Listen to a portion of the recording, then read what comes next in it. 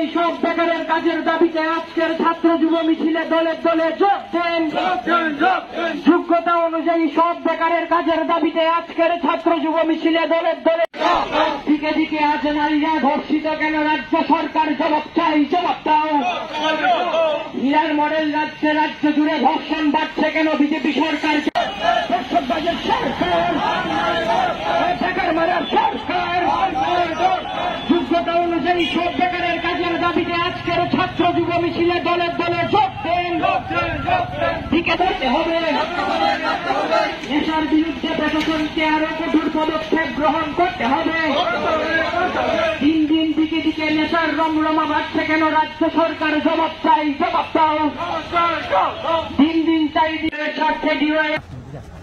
আমাদের রাজ্যে বিজেপি সরকার ক্ষমতায় আসার পর বেকারদের কর্মসংস্থান নিয়ে নানানভাবে তালবাহানা চলছে।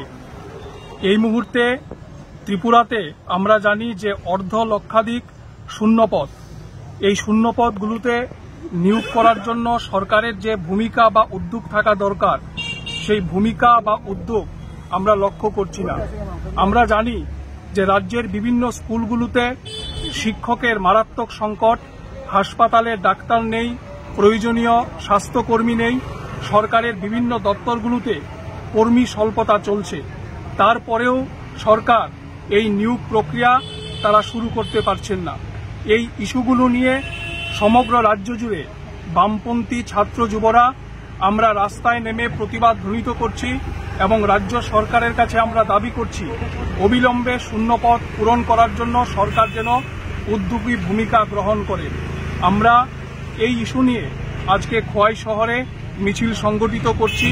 মূলত আমাদের তিনটি দাবি: সমস্ত শূন্যপদ অবিলম্বে পূরণ করতে হবে এবং আউটসোর্সিংয়ে সরকারি দপ্তরগুলোতে লোক নিয়োগ করার যে পদ্ধতি বর্তমান রাজ্য সরকার গ্রহণ করছে তা বাতিল করতে হবে এবং বিভিন্ন দপ্তরে এই সময়ে নিয়োগ প্রক্রিয়া শুরু হয়েছে, কিন্তু এই নিয়োগ প্রক্রিয়া সম্পূর্ণ করার জন্য সরকার এটা সময় অতিবাহিত করছে। আমরা চাইছি এই দ্রুত নিয়োগ প্রক্রিয়া যেন সম্পন্ন করা হয়।